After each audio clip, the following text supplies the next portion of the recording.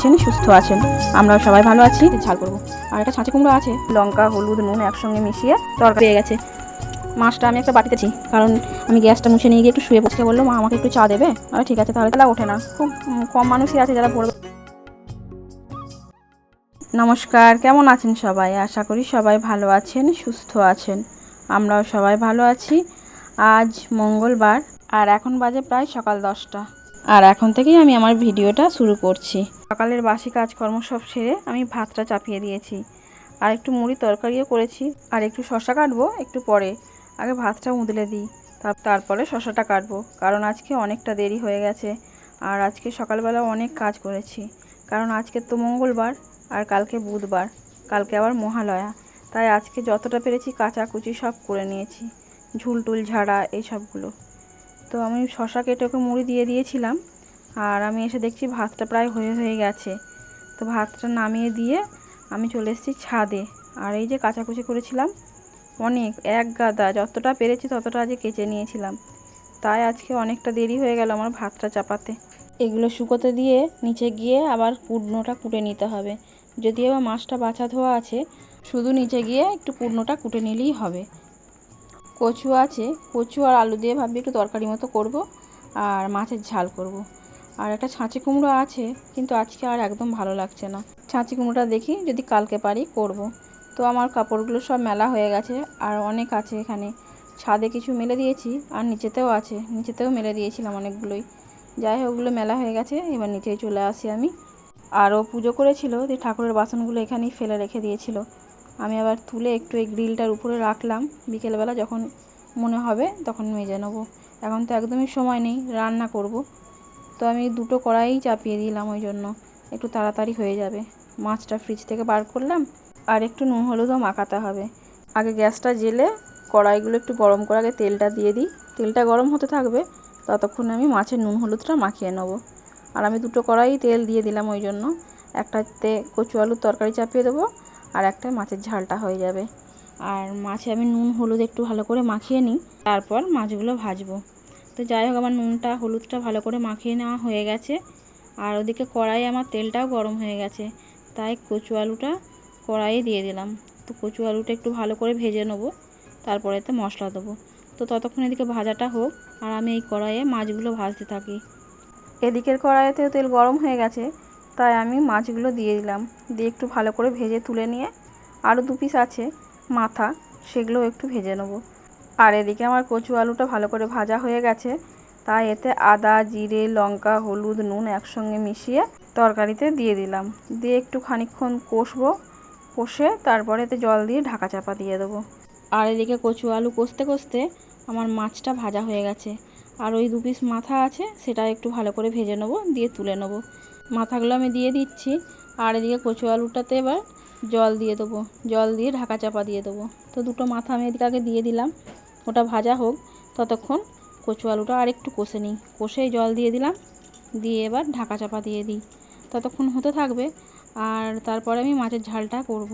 মাছের ঝালে আজকে আমি দেবো আদা বাটা, অল্প একটু জিরে গুঁড়ো লঙ্কা গুঁড়ো হলুদ আর সর্ষে।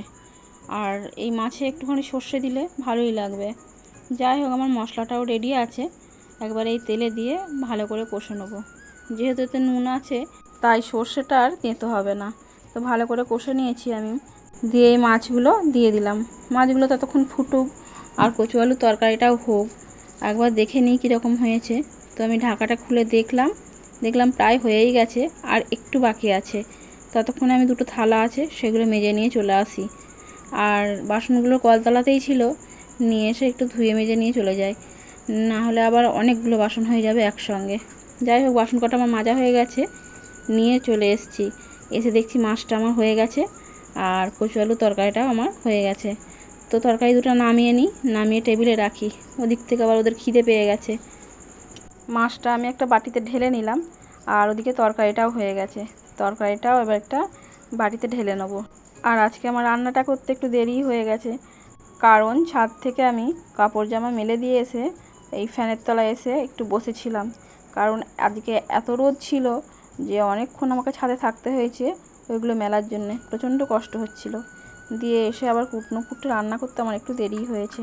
তো যাই হোক, ওদের ভাত তো দিয়ে দিয়েছি, ওরা খাক, আর একটু শশা কেটে দিলাম, আর আমিও খেয়ে নেবো। আর এই খেতে বসেছি আর চলে এলো বৃষ্টি একটু। সেই জামা কাপড়গুলো আবার আমাকে সব তুলতে হলো, কিন্তু বৃষ্টি আমার হলোও না, শুধুমুধু আমার জামা কাপড়গুলো তোলা হলো, কিন্তু আর শরীরে বইলো না যে আবার ছাদে গিয়ে দিয়ে আসবো। তো যেমন আছে থাক, আমি সেগুলো আবার পরে ব্যবস্থা করব। সন্ধেবেলায় এদিক ওদিক একটু চালিয়ে দেবো। আর খাওয়া দাওয়ার পরে আমি গ্যাসটা মুছে নিলাম, মুছে নিয়ে আবার এই বাসন কটাও মাজতে চলে এসেছি। অবশ্য বাসনগুলো আমি বিকেলবেলায় মাজছি, কারণ আমি গ্যাসটা মুছে নিয়ে গিয়ে একটু শুয়ে পড়েছিলাম। ঘুম থেকে উঠে আবার বাসনগুলো মাজছি। সব বাসনে আমার মাজা হয়ে গেছে, দিয়ে বাসনগুলো ভালো করে ধুয়ে নিচ্ছি, দিয়ে নিজের জায়গায় রেখে দিই। আর তারপরে আবার এখনই সন্ধে দিতে যেতে হবে আমাকে ঠাকুর ঘরে সন্ধে দিতে গেছিলাম, সন্ধে দিয়ে চলে এসেছি। দিয়ে এই যে জামা কাপড়গুলো ছিল সেগুলো একটু এদিক ওদিক মেলে দিচ্ছি। আর ও বাড়ি চলে এলো, দিয়ে বললো চা করতে। তো এবার চাটা করতে এসেছি। আর কয়েকটা এখনও জামা কাপড় আছে মেলতে বাকি, সেগুলো মেলে দিতে হবে। যাই হোক, চাটা করছি, চাটা আগে খাই, তারপরে আবার রাত্রে রান্না বান্নাও একটু আছে। আর ওরও আজকে বললো মা আমাকে একটু চা দেবে। আর ঠিক আছে, তাহলে 3 কাপ মতোই করি। ওরও চা খুব একটা খায় না। যাই হোক, আমার চাটা হয়ে গেছে, দিয়ে সবাইকে চাটা দিয়ে দিই, আর আমি নিয়েও একটু বসে পড়ি চা সবাইকে দিই আমি। আর আপনারা সবাই ভালো থাকবেন, সুস্থ থাকবেন, সুন্দর থাকবেন। আবার কাল দেখা হচ্ছে নতুন একটা ভিডিওতে। তো আমি চাটা হয়ে গেছে, চাগুলো সবাইকে দিতে যাচ্ছি। আর কাল তো মহালয়া, ভোরবেলা উঠে আবার মহালয়া শুনতে হবে, মহালয়া দেখতে হবে।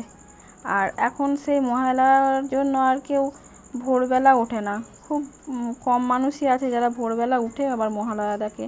কিন্তু আমরা সব ছোটোবেলায় মানে ভোর 5টার সময় উঠেই টিভির সামনে বসে পড়তাম, মা, বাবা, আমি, আমার ঠাকমা, দাদা, বাড়ির সবাই মিলে বসে মহালয়া দেখা হতো।